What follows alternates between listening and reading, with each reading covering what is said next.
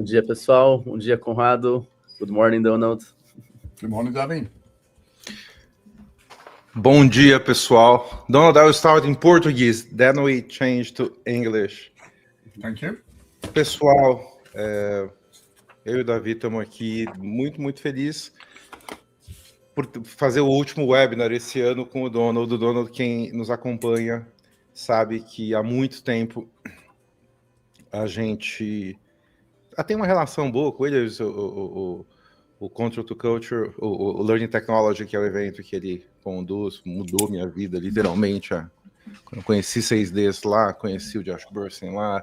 E o Donald é um desses grandes provocadores.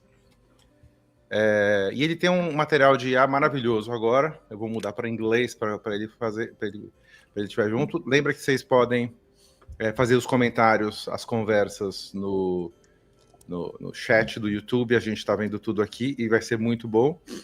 Mas eu acho que minha abertura... Deixa eu mudar para inglês, gente. So, Donald, I was talking how you are important in my life regarding when in 2010, the first time I went to learning technology, when I met the 6Ds and Burson, and I see a lot of different words. And I was talking that the work you and Egle are doing, it's so important regarding the change that are happening in the society, as we're just talking. When you ask for a beer, I have to say that. And we decided that Donald should come to Brazil so that we keep talking more and more. But the thing is that he has just finished and launched about a month ago a report on the real usage of AI and L&D. So that's what we're going to talk right now. And we probably going to have something between 40 and 45 minutes. And then we'll like for you to make questions for us. And this will be very, very important for the discussion. And of course, you'll have this live on YouTube later for your team and everything. So Donald, once more, thank you a lot for being here with us. And we really want to listen what you have discovered regarding the real usage of L&D, of AI in L&D. Brilliant. Thank you so much, Conrado. If you're good, I'll start doing my presentation and I'll hand over. I want to say bom dia. I'm looking at the comments. That seems to be how I should be saying good morning, or hello anyway in Brazilian Portuguese. So good to be here. My aim today is to do a presentation which will take about 40 minutes. I'm going to talk about the report, but there's a lot in the report. It is here. It's 59 pages long. It's a big report. Okay. I can't do it all in 40 minutes. So I'm going to give you some summary. I'm also going to talk about the future and how learning and development might be in the future. So I'm going to do that. But first, what I want to do is to ask everyone a question. So I'm going to share some slides. I'm going to ask everybody a question and let's get some response. Does that work, Conrado, Davi? Yeah? Okay, fantastic.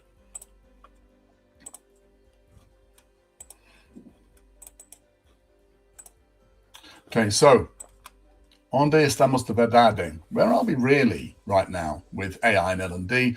I want to talk about the future. I want to talk about us all and where we're going. But first, I'd like to ask everybody here a question.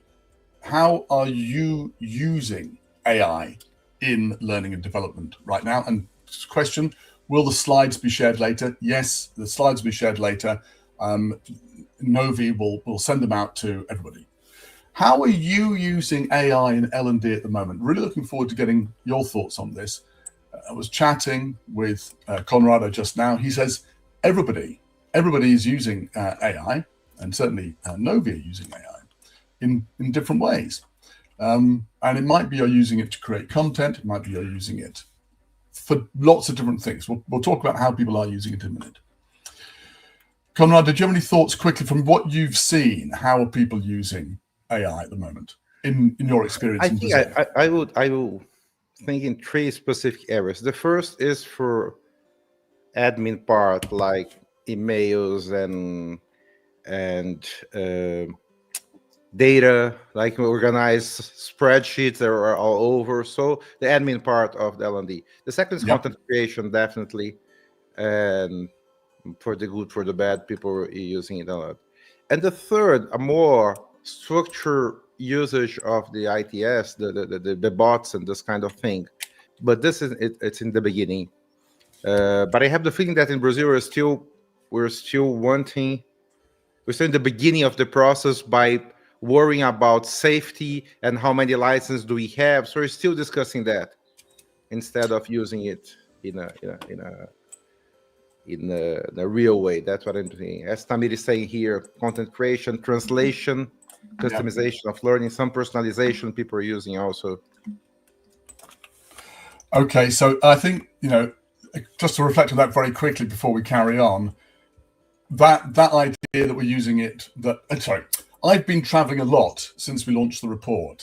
Last week I was in Berlin, before that I was in Bologna, then I was before that in Malaysia and Singapore, before that, I can't even remember, but I was somewhere else.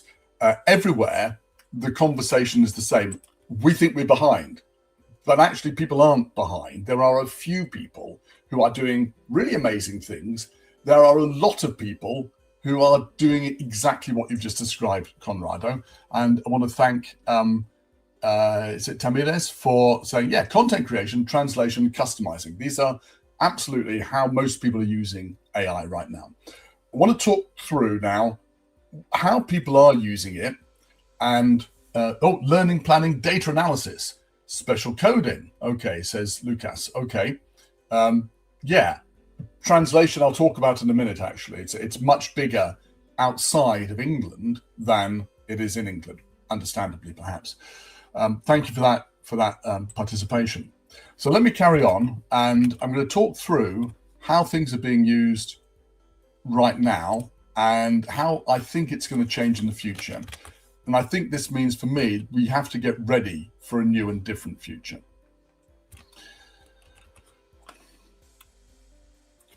People are saying AI is revolutionary, and it is revolutionary. We think of revolutions, we tend to think of a moment. There's a day when the Bastille falls, or you attack and there's always a guy waving a flag or a woman waving a flag. There's revolution, everything changes. Things actually that are revolutionary take place over a much, much longer time period. And I really think we are just at the beginning of this right now. I was talking to Conrado earlier about this book, which is about the impact of the Industrial Revolution on people who made cloth in the UK. You may just say quickly, Conrado, what a weaver is in Portuguese, so that's clear. What is it? É tecelão, gente. O pessoal que fazia tecidos, né? Os tecelões.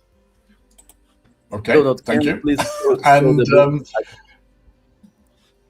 can you please show the book again? Yes. There we go. Perfect. Okay. So, this is the handloom weavers. Cool. Thank you. Handloom weavers. These are people who work by hand, creating beautiful cloth. There were 400,000 of them at the end of the 18th century. 100 years later, there were 10,000 of them. There's a risk that the same thing will happen in L&D, but there are still people making cloth, but they're just doing it in a different way. This is the thing I want you to keep in your minds.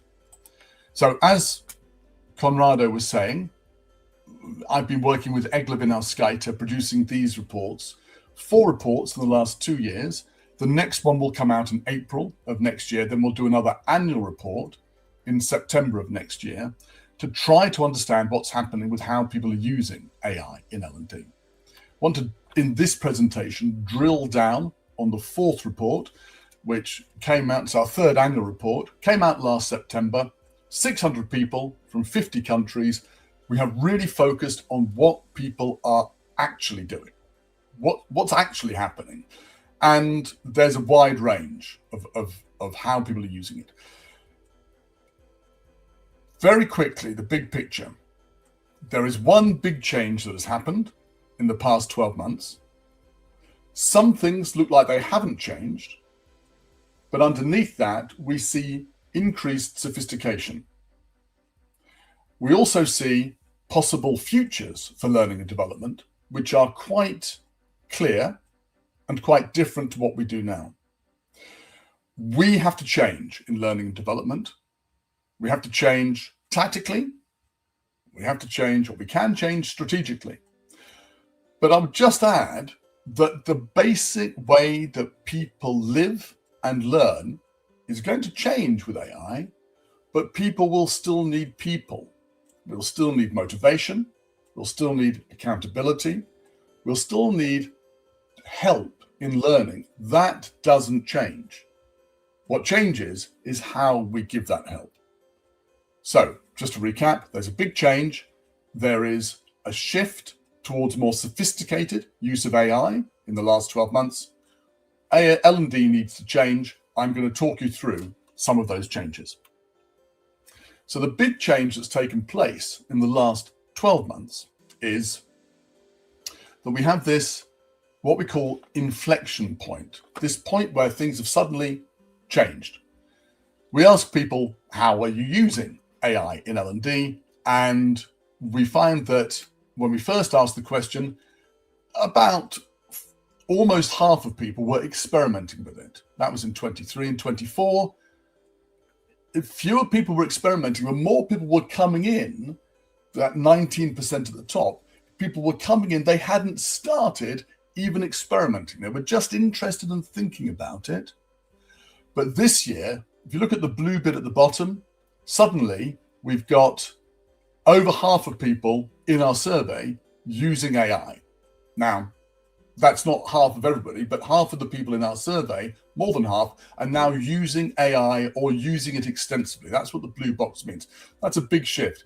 So we've seen a shift from AI being something new to AI being something that's in the toolkit over the years we've been doing this survey. Okay. We ask people two questions about how you're using AI. One question is a multiple choice question. I'll share that in a minute. The other question is a text question. And the answers are very slightly different between the two. So let's first say, okay. The whole question about knowledge management, Conrado, could we save that question at the end? It's a huge question. It's very important. I'd love to deal with that when we get to Q&A. I can't get off track now, but it's a very good question. You get back to that. Thank you. So how are people using it? We ask people in a free text question, how are you using it? People write their answers, and we got 20,000 words back in answer to that question. That's about the length of Franz Kafka's Metamorphoses. So it's a book. It's a short book around how people are using it. A lot of information. We go through that, and using AI and ourselves, we break it into 4 different categories of use. And those 4 categories are these here: content, operations, strategy, and workforce enablement. And I'll be clearer about that in a minute. But so one question is a free text question. The other one's a multiple choice question. And the multiple choice question, we have the same categories for it. If we break down how the choices we give people, then we find that in the top half of the table, the vast majority of it is used for content, and translation there is 1, 2, 3, 4, 5, 6, 7 here. In non-English speaking countries, translation is number 5. In English speaking countries, it is 11. So most translation is being used to translate out of English into other languages. So when we look at this, we see, all right, it's mostly content. And at the bottom, everybody talks about strategy and skills and performance support and learning in the flow of work. But those things are all actually at the bottom half of the table. And so it looks from this very quickly like, well, there's a lot of talk about what you can do with AI, but mostly it's being used for, like you were saying earlier, Conrado, content and administration. But there's one thing here in this graph which is different from last year. That is the qualitative data analysis, which means using AI to look at words. And we find that that was number 8 last year. It's number 5 this year. This is one of a few things that tell us AI is being used in a more sophisticated way now than it was in the past. The rankings for everything else hasn't changed, but that one thing has moved up because people are now thinking about AI and using it in a more sophisticated way. All right. So that's how we're using it. We're going to come back to use in a second, but I just want to check on what are the barriers? What is it that stops? What is it that stops L&D people using AI? All right. Another graph. Let's have a look at this one. What are the barriers to use? The barriers to use, we give people a list. It's a multiple choice. They give us the answer. And if you compare this year in blue with the last year in green, of all these barriers, you can see that most barriers seem to be less important this year, but there's not much change. The top 3 are the same as the top 3 last year. And it's not about technology, it's about security and trust. Data privacy, lack of trust, and lack of skills. That's the top barriers. But again, here there is something I'd like to draw your attention to, which is not at the top of the table, but buried in the data. Most of the barriers are a bit less important this year. But here, there are 2 which are more important this year than last year. Integration and compliance. I think this is a good sign. I think if people are having trouble with integration, it shows they are trying to use AI in a more sophisticated way. So we saw on the uses piece that people are using it for qualitative data analysis, and that had changed from last year. Here we see that integration is up and dealing with barriers around regulation are up. And that's a sign also that there's more sophistication going on. There's a third sign that people are using AI in a more sophisticated way to check our bias and to check that what we think is happening is actually happening. We actually count the number of times that some words appear in the answers that people give. When they say, I'm using it for something, we check the number of words. I don't speak sufficient Portuguese to be able to translate that. So if there's anything I need to know about what's happening in the chat. No, that's all right. If the recording is going to be online after. Okay, posteriormente. What a great word. Right, afterwards. Got it. So I wasn't expecting this when I looked at the results, but 3 words occur far more this year than they did 3 years ago. Analysis, data, and research are all 3 words that come up far more often today than it did when we started doing the surveys. Research is the 10th most used word today. In 2 years ago, in 23, it was number 53. So it has shot up in terms of how it's used. So that's 3 signs that there is a more sophisticated use of AI going on. All right, let's have a look at how people are actually using AI right now. Again, the increasing sophistication bit is shown here. And I don't want to spend too much time on looking at the details of how things are used, but what I've done here is I've tried to boil down about 20 pages of the report onto one slide.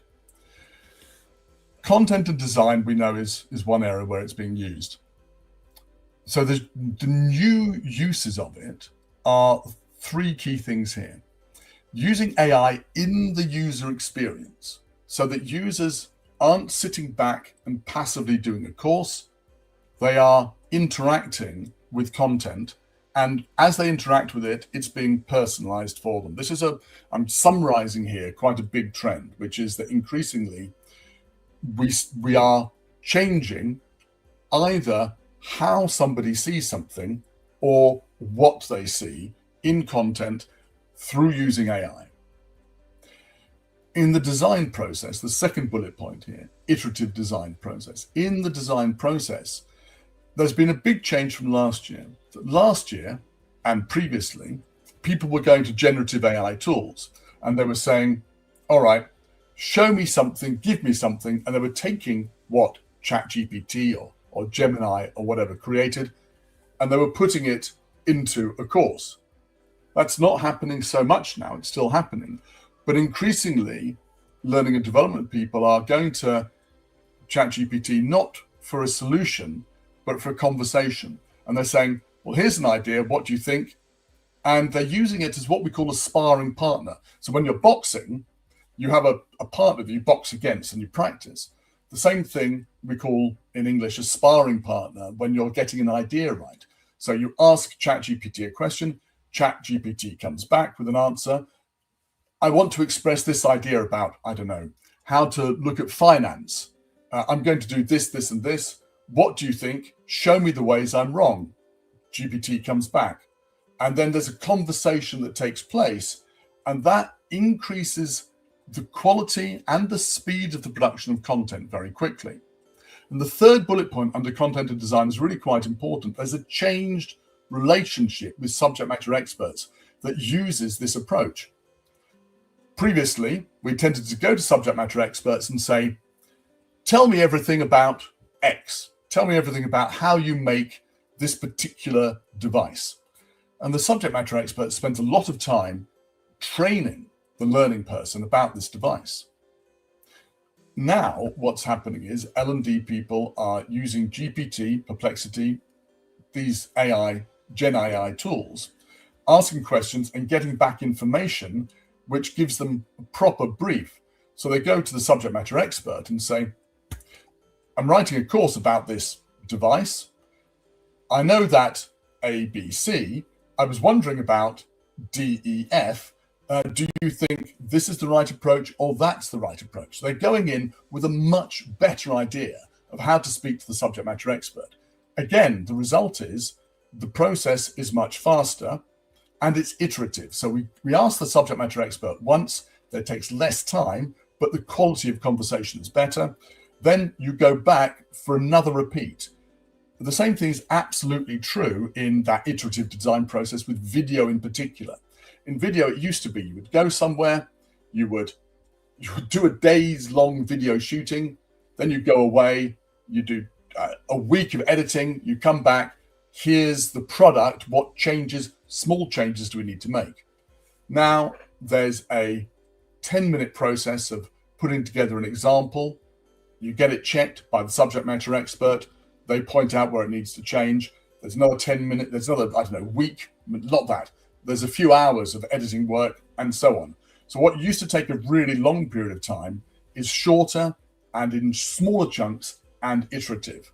That is the big changes in content and design, is that it is iterative and the relationship with the experts are changing.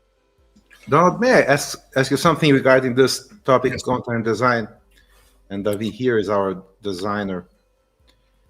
The thing that people are using outside L&D, all these tools like Suno and Banana, etc.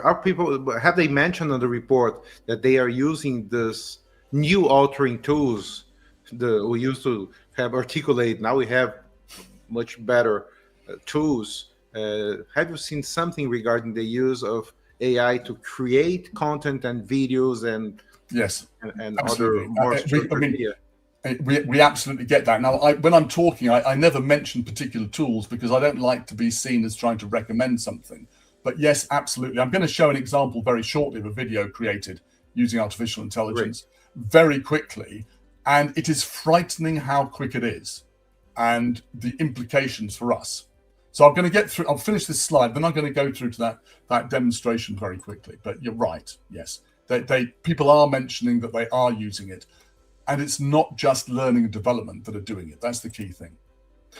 Just the final 3 bullet points on it: operations, strategy, and workforce enablement. With operations, we're finding that people, I mean, you know this, you use AI to help you do your email faster, to help you write better emails. It has changed how we do our regular daily work, and nobody even thinks about it anymore. It's just part of life. Strategy and insight, the same thing happens now when you're talking to the board. If you want to take your learning and you want to take you want to go to the board and say, give me some money for something.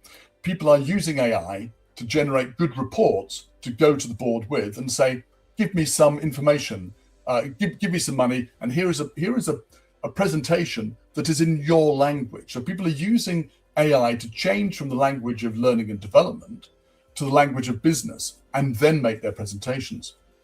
Finally, workforce enablement, we are seeing increasing amounts of tools, and I'll talk about this later on, increasing amount of tools where there is a shift from presenting people with information outside work to supporting people at work and in work with real-time information. That comes back to the question of the question we had about knowledge management, and I'll deal with that a bit later on.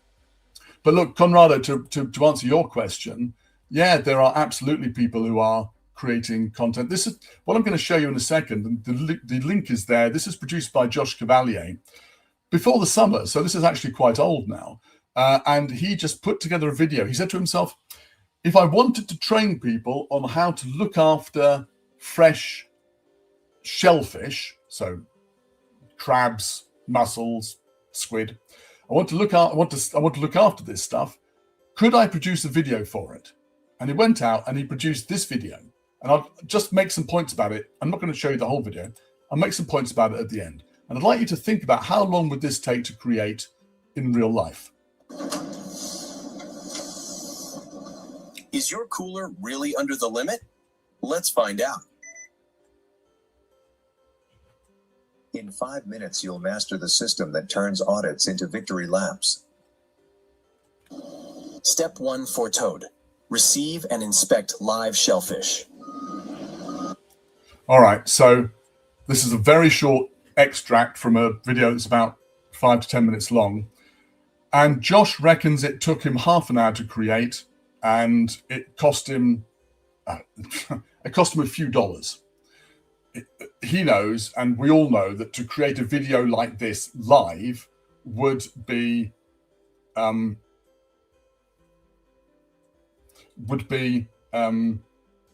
cost of something like $10,000 to $15,000 and at least a day's work. Half a day, but it becomes a day because it always does when you're doing video.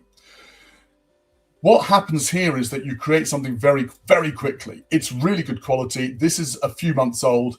There is already stuff that I could show you which is actually better than this and faster to produce. And you were mentioning, Conrado, some of the tools.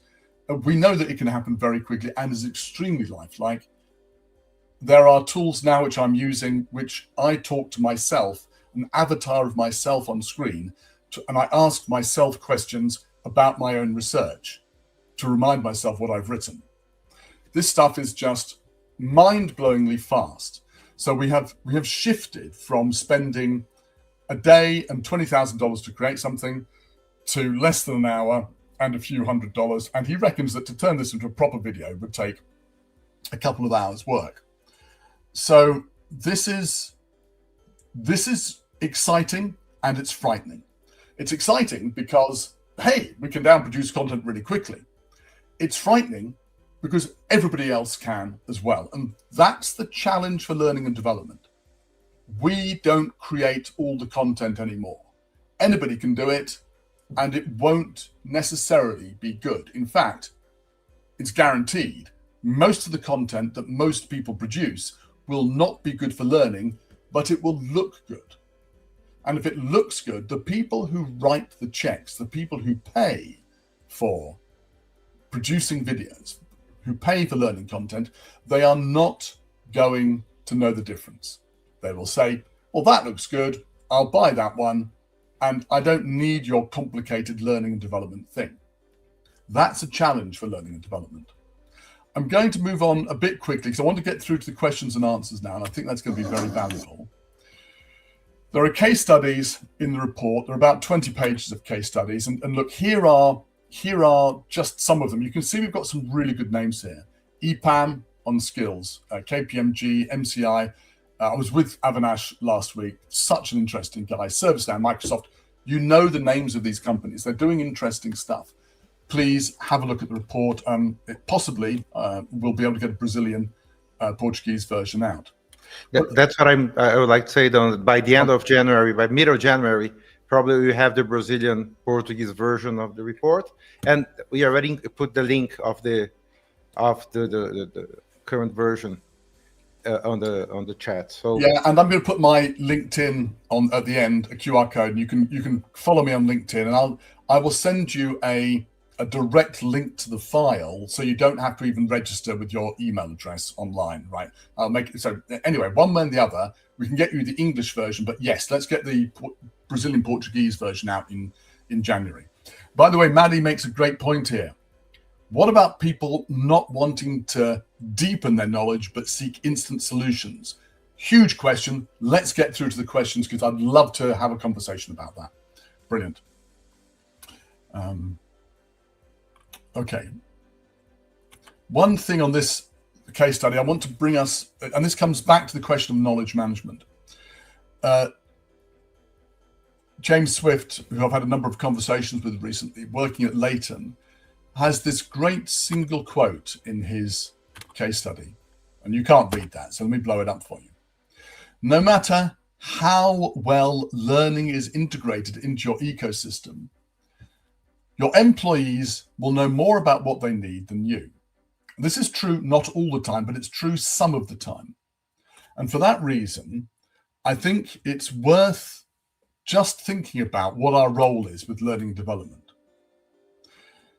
If we have tools where now anybody can create content, is it worth changing how we think about things? Maybe we don't create all the content. Maybe the employees create the content. We help them do it well with as good instructional design as can be. And our job is to share that information fast across the business. That's actually what his company, Leighton, has done. And it has, they reckon, increased the ability to deal with clients to possibly create an extra $1 million of revenue. So it's not just a nice idea. Helping people share stuff and learn faster does have a direct impact on the bottom line. I'm now going to shift to this idea of the future. I think, as I say, that we can shift, we can change tactically, and we can change strategically. So the tactical change looks like this. When I started as a trainer in 1987, we did two things. We created content and we delivered it. And that hasn't changed. Content design and creation was how we did content. Delivery in the books and classrooms was what we had. We didn't have even the World Wide Web. Now, those two things still exist today in 2025, and we still do them in the same way. But there are other things that we can do in this world that help people learn and help them perform, which are not to do with content and delivery. So yes, we still have design and creation, we still have delivery, but there are all these other things that we could be doing as well. So when it comes to this question of, for example, how do we share the knowledge of the organization? The question we had earlier, that's in the top left-hand corner of this map, this landscape map. Surface and share knowledge. I think that's an absolutely crucial role for learning and development. AI can help with that, and AI can help us find the information. As human beings, we have to decide which bits are important and not important and help it get shared. And there are people doing great work at the moment, startups doing exactly that. I was talking to somebody last week in Italy 2 weeks ago in Italy who's doing that. I'm meeting somebody in Istanbul later this week who's got exactly the same thing. Going across the organization, finding the knowledge and the questions and putting them together and sharing them in Teams or Slack or wherever people meet, so making it available to people. But that doesn't answer Marie's question about what about people wanting instant solutions. Don't worry, Marie, we're going to come to your question later on. It's a great one. So we can change tactically. There are all these things that we can do with learning and development. All these things are being done right now. You'll notice I don't mention AI on any of these points. AI is the tool that will help make it happen. It's the electricity that fuels the modern world. And we've shifted from steam to electricity. We're just working out, how does this work now? But they're all being done right now by people, and they're all being supported with AI. What else can we do? I think as well as changing tactically, and I'm going to be wrapping up in 5 minutes, as well as changing tactically, we can change strategically. No, just to say before you adjust your earphone, I love the last slide. Yeah, it's perfect. A different approach. We come back on this, but I'd like just to mention this is very, very interesting. It's a new way of think about ourselves, of behave and work and structure. Very, very good. Thank you. And I haven't written about this yet, because I very often present ideas and I talk to people about it, and I try to make the idea better before I share it in writing. So thank you for that. I might get some more feedback from you, Conrado, before I share this in a paper next year. But for me, we have to think about what we're trying to do, which is the community content, and how we do it. And then underneath it, behind, is the AI piece that makes it possible. So this is the tactical stuff. This is our daily work that we should be doing, and we do. I think there's also, how do we work in the future? And this is where Egle, my co-author, and I look at how learning development can transform in the future. Yes, I can do, Fernando. I wait 2 minutes, and I'll give you some examples in a minute. So, content-focused learning and development. For 500 years, well, at least since the beginning of the last century, L&D has been focused on content. If you wanted to learn, you went and you got content. Yeah, it's 1,000 years. I was in Bologna, oldest university in Europe, founded 1080. It was founded on sharing content. That is not our job anymore. It can't be, because if we still have to create content, but it can't be our main focus. If it's our main focus, we run the risk that nobody can see us anymore. There is so much content being produced now. AI can't keep its head above water. We can't be different. We can't show what we're doing. If we do that, we will get lost, and there'll be lots of content produced by other people. So to shift, we need to move away from the focus on content, still produce it, but not the focus on content, towards something else. There are 3 futures that Egle and I have seen. And this is not us sitting in our chairs thinking. This is us looking at how people are actually doing things. And there are real people really doing these 3 things now. And it may change. In the future, there may be more than 3 things. But we've spent a lot of time trying to boil our information down to this one picture. The first thing is to be a skills authority, a central area in the organization that understands what skills are, has the infrastructure and the technology to share information about skills across the organization, and which is super scientifically aware of how people learn, so that we get the best information, the best learning to people, the best time to help them learn as quickly as possible. So a skills authority is a central body. A consultancy will have this because it treats knowledge and skills as core business assets. The second option is being an enablement partner, where the content is produced elsewhere, and our job is to help great ideas spread across the organization as quickly as possible. If you're in a hotel chain and somebody in Sydney does a good job, if maybe they reduce the check-in time in the hotel chain by 3 minutes, great. Take that idea from Sydney, help them express it, share it across the organization. It's user-generated content, but a lot faster and a lot wider with the tools shared locally. James Swift at Leighton is one example of that. There are other examples in the report.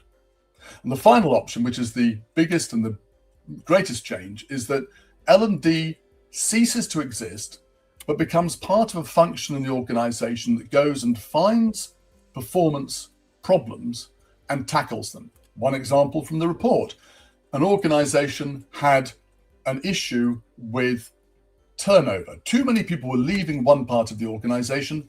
They went in and they found that well, if it had been a traditional approach, they would have said, we'll give the managers a training course. But they didn't do that. They went in, they interviewed the people who were leaving, and they found they were leaving because they didn't believe they were getting what they should get. They believed they should get more opportunity, different package, and so on.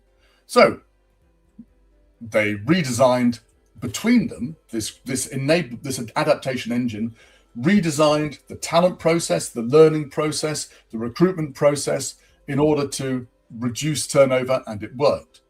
So that's a multidisciplinary approach that focuses on performance problems. So the adaptation engine is performance process driven. Enablement partner is sharing knowledge, and skills authority is treating skills as the crucial business asset. And we call that the transformation triangle. It's something which we're keeping track of, and our paper in April of this year is going to really focus on that. Our conclusion is that, look, AI is now what we're doing. Yes, use focuses on content, but it's getting more sophisticated. We've seen organizations showing impact, and revolution is what's happening, and it will beat evolution. And the final thing, in the words of Marshall Goldsmith, is that what got you here, being great trainers, won't get you there, the new world. But if we think about that circle that I showed earlier, there are ways that we can provide great value in the future, supported by AI.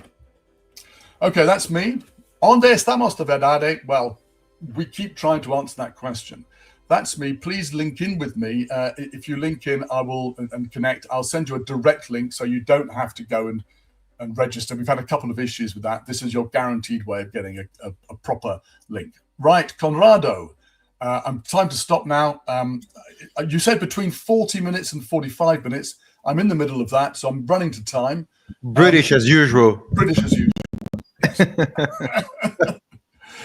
So I put on a private chat here the questions that we have, but I like to start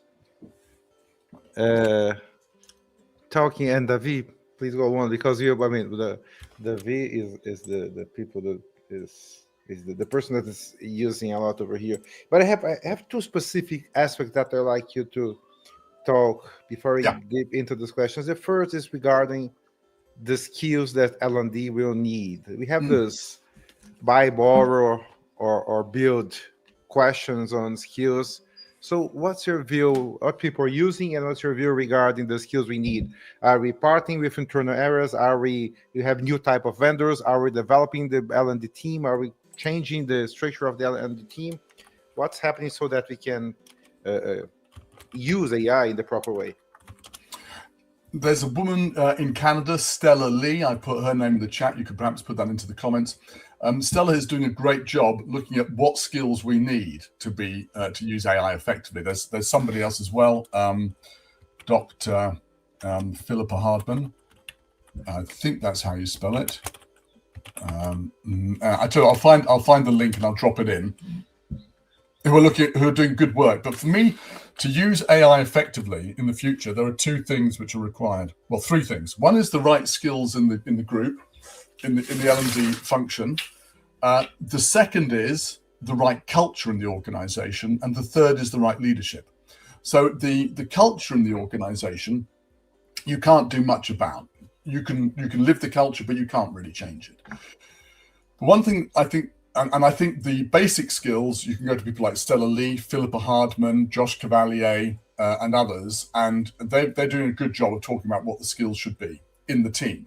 But the crucial bit is the leadership. And the leadership of the team needs to be something which we don't see a lot of in L&D. I think in this group, we probably have these people. I think the leadership needs to be, in one word, entrepreneurial. It needs to be ready to change things in the organization and ready to go out and sell the idea of L&D. That's the big shift. It's not enough to have a skilled team. It's not enough even to have the culture in the organization. Somebody leading the team needs to go out and positively put a case for what AI and L&D can do. So does that make sense, Conrado? Perfect. Yes, I completely agree. And the second question is regarding agents, which if you If you listen to Burson's podcast about agent and super agents now, and et cetera, you know how things are. And what the report mentioned about the creation of agents, are we far from that? I mean, okay, here's our page on agents, right? Great. Okay, it's not very big, and I'll tell you why. Over the past year, the terms AI agents and agentic AI have been used extensively. And our conclusion, our survey did not specifically ask about agents, but in total, we received fewer than 15 mentions of either AI agents or agentic AI. So it's one of these things that everybody's talking about, but nobody is doing yet. I'm sure it will come. If you're not using AI agents, I don't think there is any reason to panic. It is a good example of how things can be done well in AI. It is not something that you need to worry about because there are lots of other things to do. That's my short answer, Conrado. And I'm going to put another name in there, Trish Uhl. Great. And we have the questions here, Davi. You want to go through them? I copied them to our private chat over here. Perfect. So let's start with Lucas here.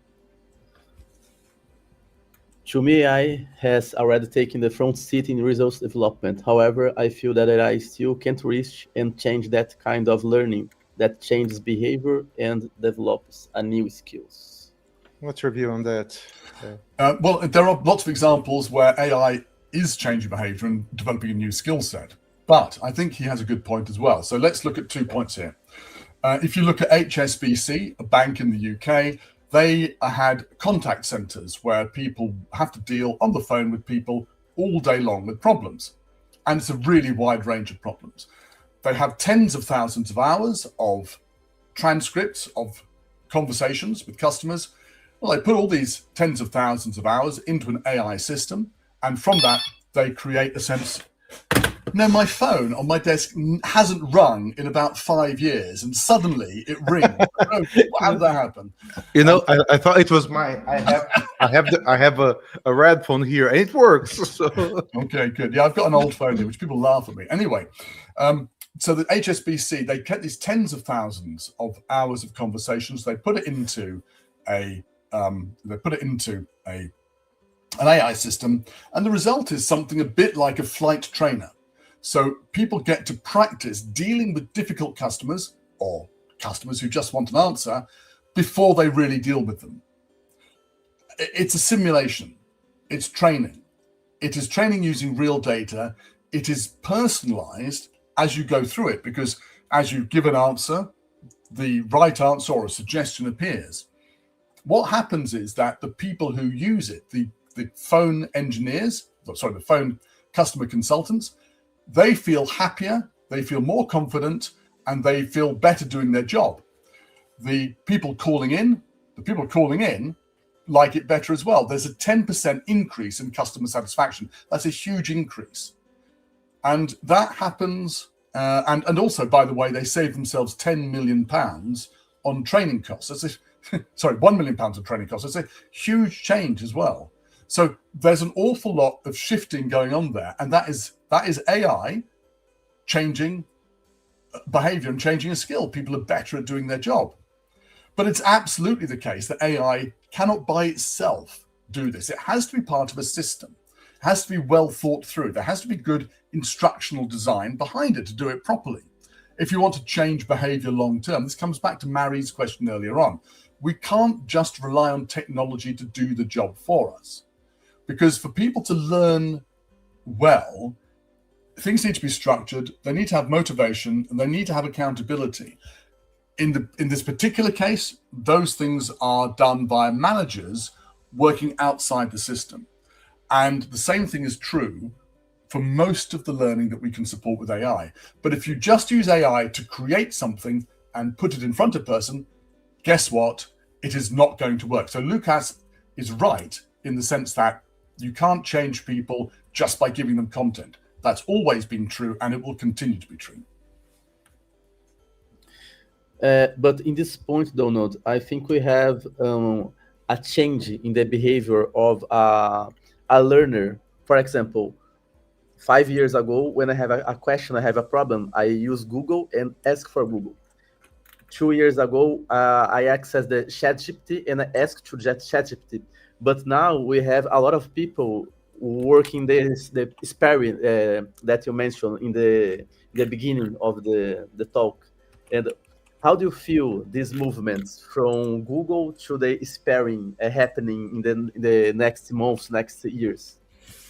This sparring, this having a conversation, and this happens all the time. Egle, for example, she'll have like conversations that last for hours talking about details. What about this? What about that?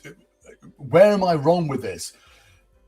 This is really good learning. This is learning by activating the schemas in our brains that we use to understand the world.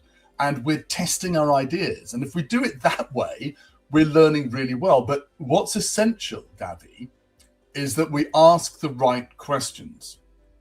So if we ask, what's the political situation in so-and-so? Why are these people causing this trouble?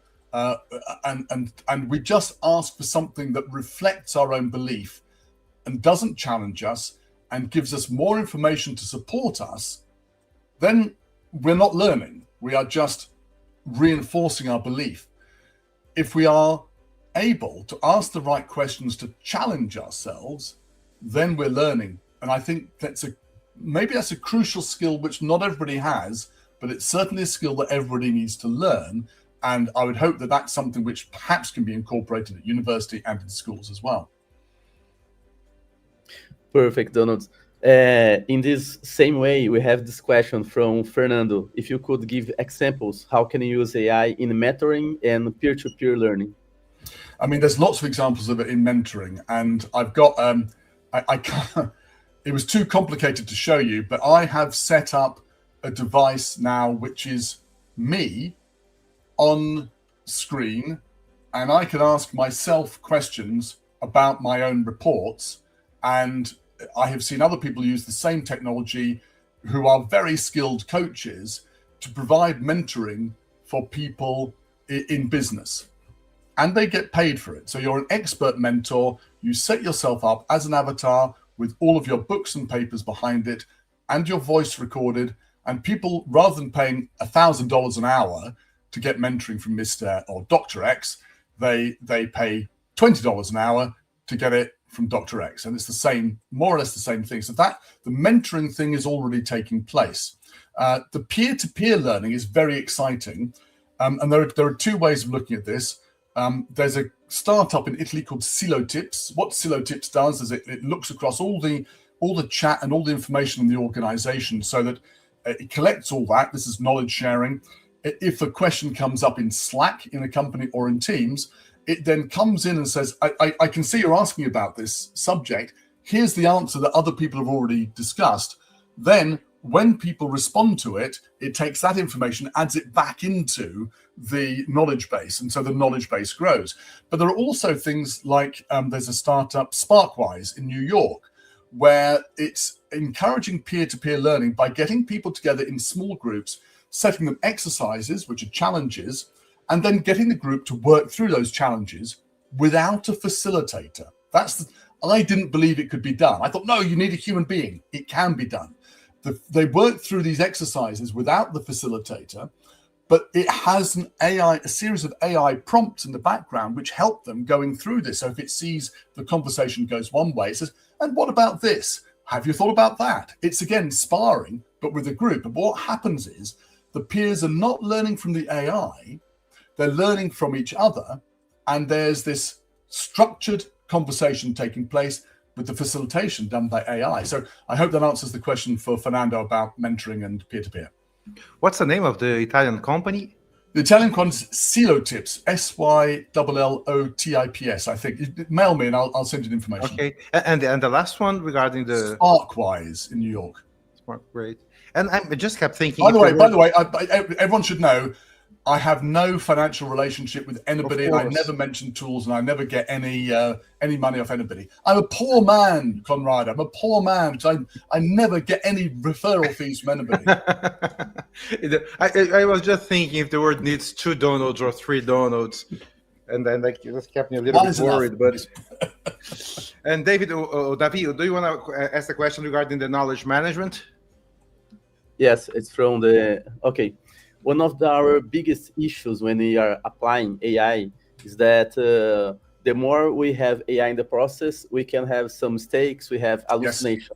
Yes. So we have someone here that communication autoral. Yes.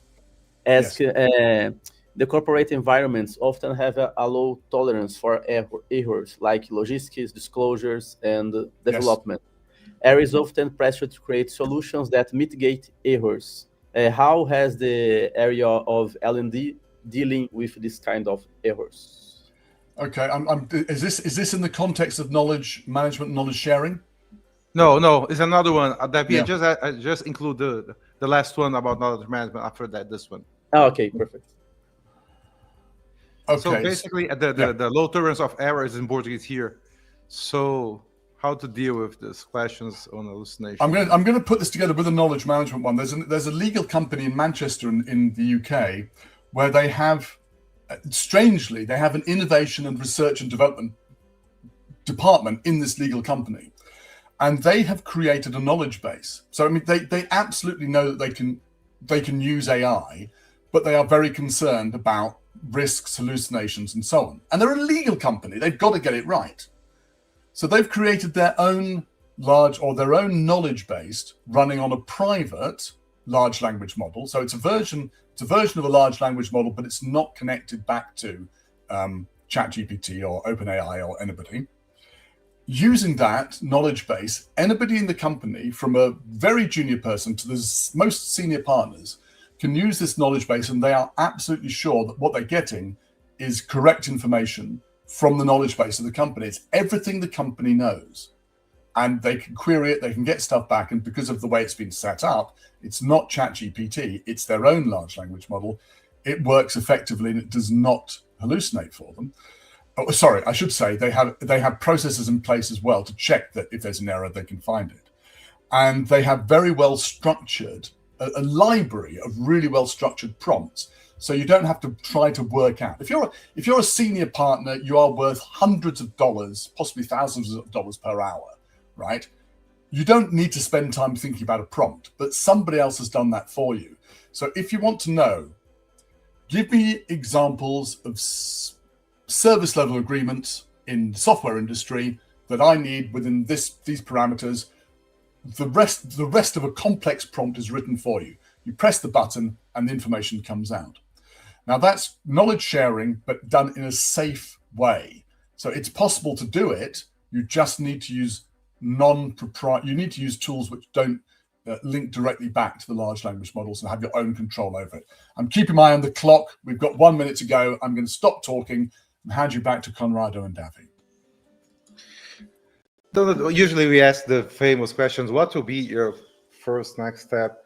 But I'd like to finish on a different note.